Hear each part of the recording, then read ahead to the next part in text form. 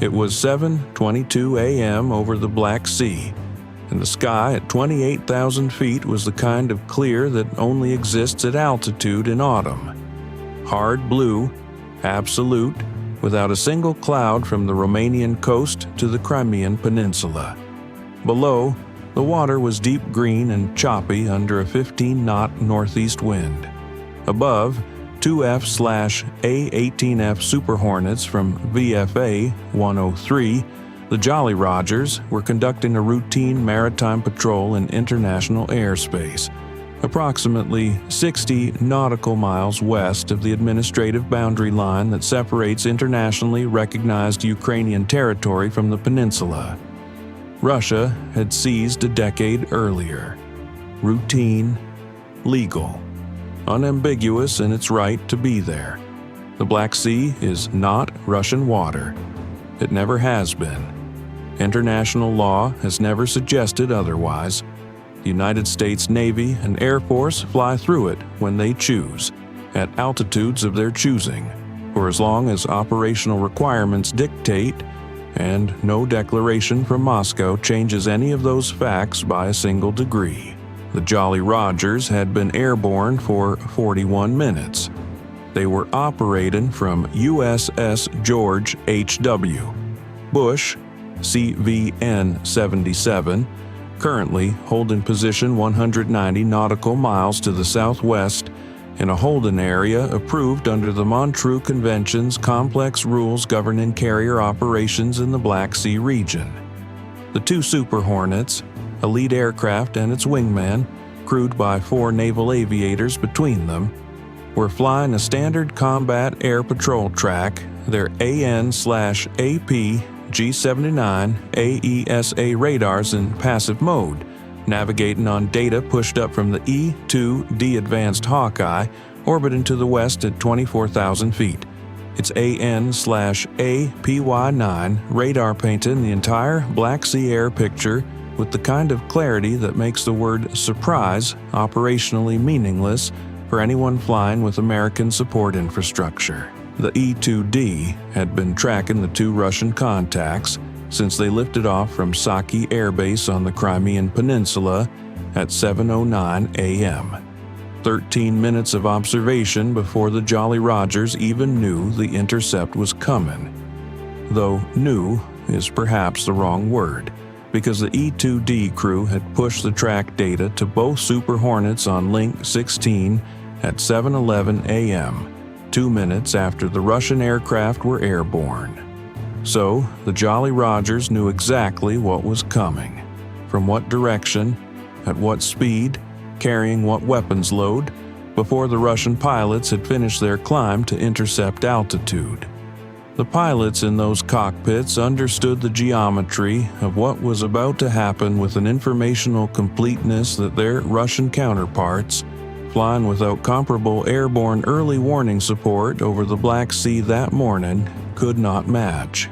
The Russian aircraft were Su-35S fighters, Flanker-Es, operated by the Russian aerospace forces from their Crimea-based elements. 2 of them.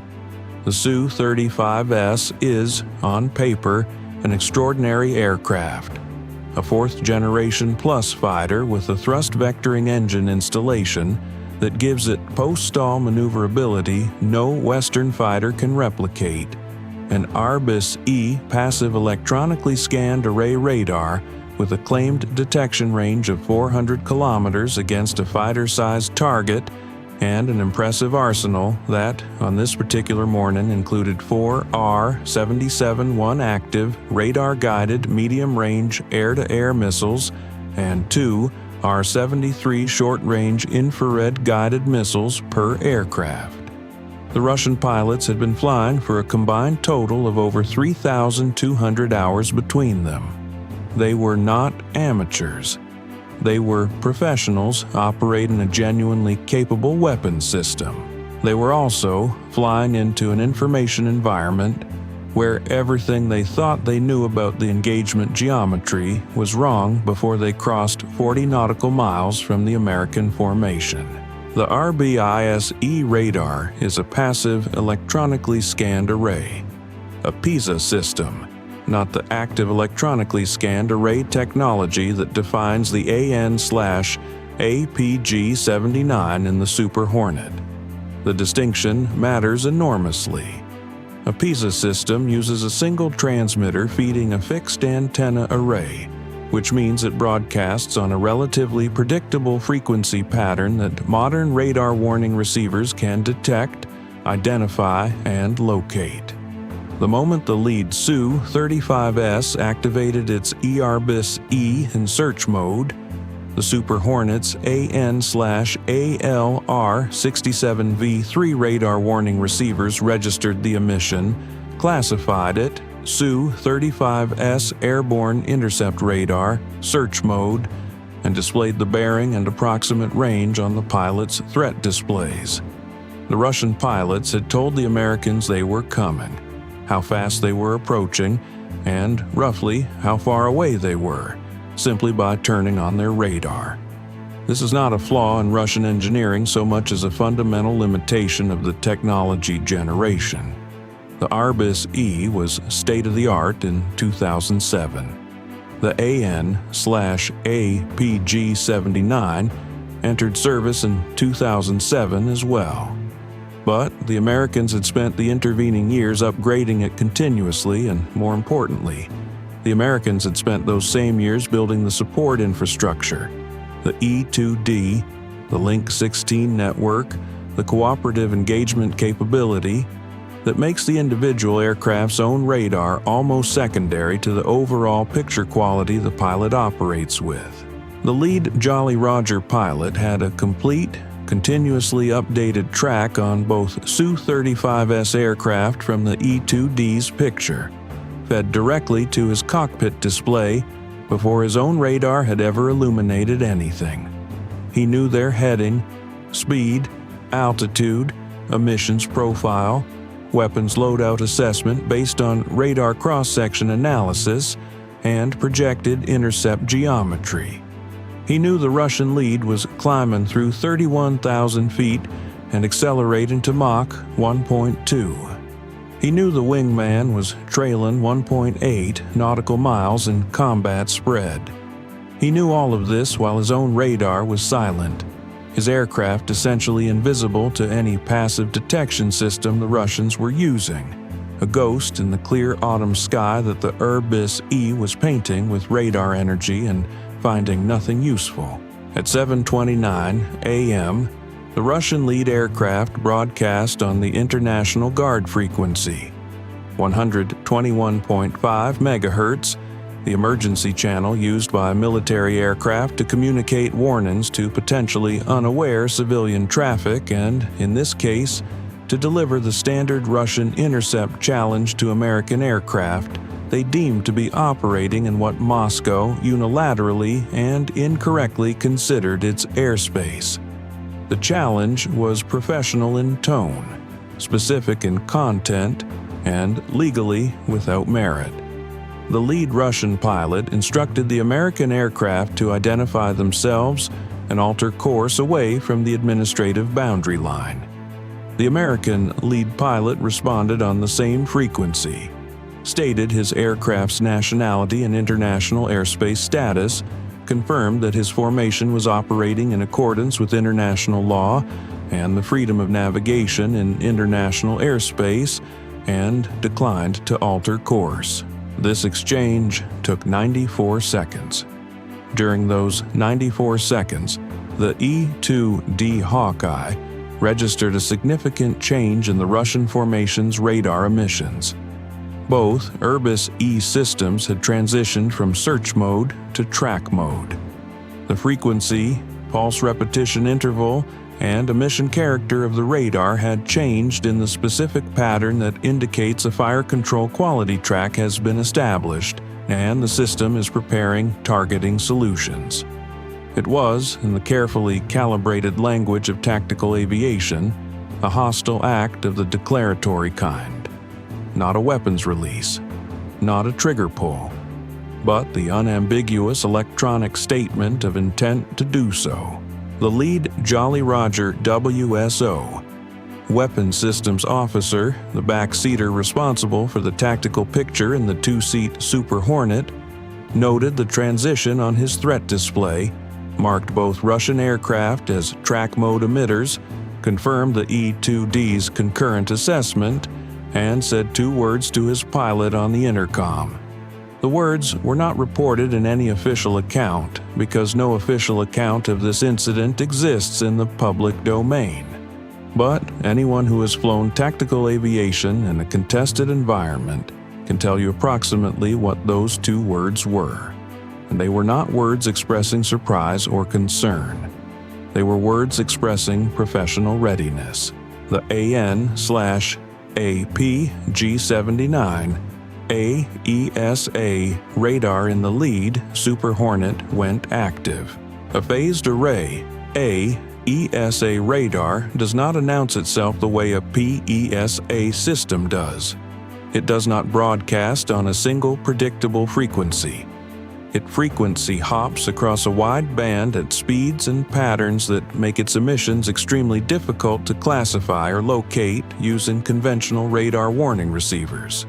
When the AN/APG-79 went active at 7:31 a.m., it acquired both Su-35S aircraft simultaneously, established fire control quality tracks on both, computed intercept geometry for both, and began feeding targeting data to the 2 AIM-1-2OD AMRAAM missiles on the lead aircraft's wing stations. All of this within 1.4 seconds of the radar going active. The Russian pilots' radar warning receivers did detect the AN/APG-79 emission.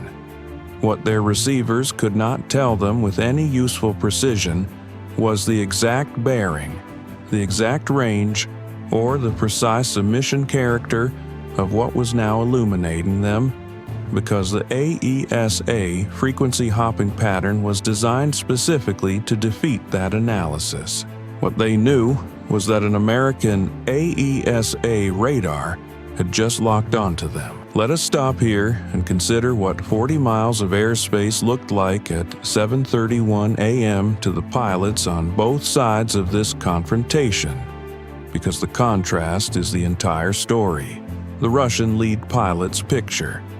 He had a radar track on the lead American aircraft, approximate range 38 nautical miles, bearing southwest. His wingman had a similar track. His R-77-1 missiles were on the rail, seekers warm, awaiting his command. He had, from his perspective, found his target and was in a position to engage. What he did not know, the American wingman's position, the exact American formation geometry, the fact that his own radar emissions had been classified and located the moment he went to search mode, the presence of the E-2D Hawkeye 90 nautical miles to the west, providing the Americans a god's eye view of his every move, the targeting data already loaded into 2 AIM-1-2OD missiles that could be in the air before he finished processing his own engagement options. He was looking through a keyhole. He thought he was looking through a window. The American lead pilot's picture. Both Russian aircraft tracked with fire control precision, continuously updated from 3 independent sensor sources. His own AN/APG-79, the E-2D Hawkeye's radar, and his wingman's sensor picture fused on Link 16. Russian track mode confirmed. 77-1 employment envelope calculated. AIM-120D engagement windows open from 34 nautical miles. He had a shot. He had 2 shots. He had known he had those shots for 7 minutes before the Russian lead pilot had any idea the Americans were even aware of his exact position. He was looking through a window. He knew exactly what was on the other side. He did not fire. The rules of engagement governing U.S. Air Force and Navy operations in international airspace over the Black Sea are not public documents. but their operational logic is consistent with decades of American military doctrine governing escalation management in contested airspace. Track mode, radar lock, and the absence of an actual weapons release or unambiguous terminal attack geometry does not automatically authorize lethal response. It authorizes a response. The response, in this case, was electronic, the EA-18G Growler. Nobody had mentioned the Growler yet, because that is precisely how the EA-18G is supposed to work. The electronic attack variant of the Super Hornet, flown by the rooks of VFA-103 had been orbiting at 22,000 feet on a racetrack pattern 75 nautical miles to the west since 6:55 a.m. Invisible to the Russian radar picture because the E-2D's coverage meant it never needed to emit. The Growler carries the ALQ-249 tactical jamming system, an airborne electronic attack suite capable of jamming radar, communications, and data link systems across a broad frequency range, and the newer AN/ALQ-249 Next Generation Jammer pod, an AESA-based jamming system that can target specific emitters with focused jamming energy of sufficient power to saturate and blind radar receivers at significant range. At 7:33 a.m., the Growler's electronic warfare officer activated the NGJ against both IRBIS-E radars. The effect on the Russian pilot's displays was immediate and total. Both IRBIS-E systems, which had been providing clean fire control tracks on the American lead, went from sharp to noise in approximately 1.1 seconds. The Su-35S's radar warning receivers began screaming with jamming detection alerts. Both Russian pilots suddenly had no radar picture of the Americans. They had noise. They had interference. They had the electronic equivalent of someone putting their hand over the lens of the only camera in the room. The R-77-1 missiles on their wing stations, which require active radar guidance either from the launching aircraft or from their own terminal phase seekers, were now looking at a noise floor that told them nothing useful. The missiles were still on the rails. The pilots were effectively blind in the engagement geometry that mattered. At 7:34 a.m., the lead Jolly Roger pilot broadcast again on guard frequency. His tone, by all accounts from the classified debrief transcript that does not officially exist, was polite. He informed the Russian lead that both aircraft were tracking him with fire control precision and had maintained that track for the previous 11 minutes. He noted that the jamming currently affecting the Russian radar systems would continue for as long as the Russian aircraft maintained track mode radar lock on U.S. aircraft in international airspace. He suggested that the Russian formation might consider returning to its pre-intercept heading. There was a pause of 14 seconds on guard frequency. The Russian lead responded. He stated that his aircraft were operating within the airspace of the Russian Federation, and that the American aircraft were required to depart immediately. It was the same script as before, read with less conviction than the first time. The American lead pilot let the pause extend for a moment before his reply.